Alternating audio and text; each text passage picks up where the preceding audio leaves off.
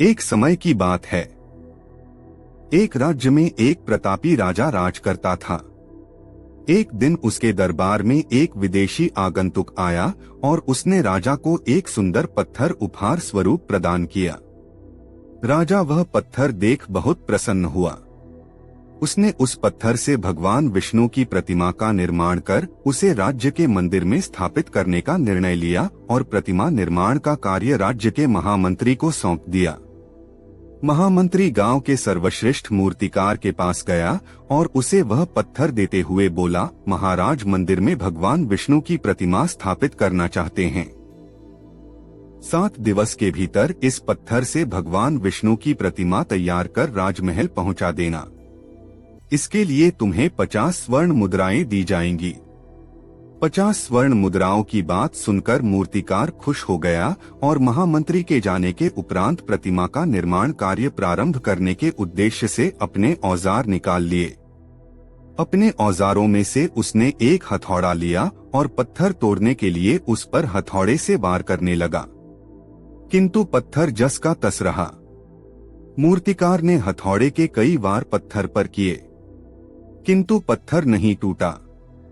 50 बार प्रयास करने के उपरांत मूर्तिकार ने अंतिम बार प्रयास करने के उद्देश्य से हथौड़ा उठाया, किंतु यह सोचकर हथौड़े पर प्रहार करने के पूर्व ही उसने हाथ खींच लिया कि जब 50 बार वार करने से पत्थर नहीं टूटा तो अब क्या टूटेगा। वह पत्थर लेकर वापस महामंत्री के पास गया और उसे यह कह वापस कर आया कि इस पत्थर को तोड़ना नामुमकिन है, इसलिए इससे भगवान विष्णु की प्रतिमा नहीं बन सकती। महामंत्री को राजा का आदेश हर स्थिति में पूर्ण करना था, इसलिए उसने भगवान विष्णु की प्रतिमा निर्मित करने का कार्य गांव के एक साधारण से मूर्तिकार को सौंप दिया। पत्थर लेकर मूर्तिकार ने महामंत्री के सामने ही उस पर हथौड़े से प्रहार किया और वह पत्थर एक बार में ही टूट गया। पत्थर टूटने के बाद मूर्तिकार प्रतिमा बनाने में जुट गया। इधर महामंत्री सोचने लगा कि काश पहले मूर्तिकार ने एक अंतिम प्रयास और किया होता तो सफल हो गया होता और 50 स्वर्ण मुद्राओं का हकदार बनता।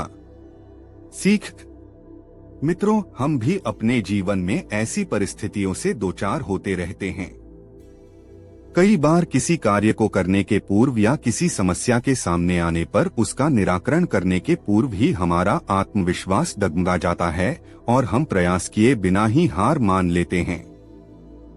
कई बार हम 1-2 प्रयास में असफलता मिलने पर आगे प्रयास करना छोड़ देते हैं, जबकि हो सकता है कि कुछ प्रयास और करने पर कार्य पूर्ण हो जाता या समस्या का समाधान हो जाता।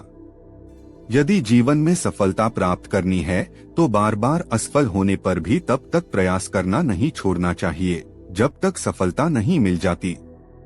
क्या पता जिस प्रयास को करने के पूर्व हम हाथ खींच ले वही हमारा अंतिम प्रयास हो और उसमें हमें कामयाबी प्राप्त हो जाए।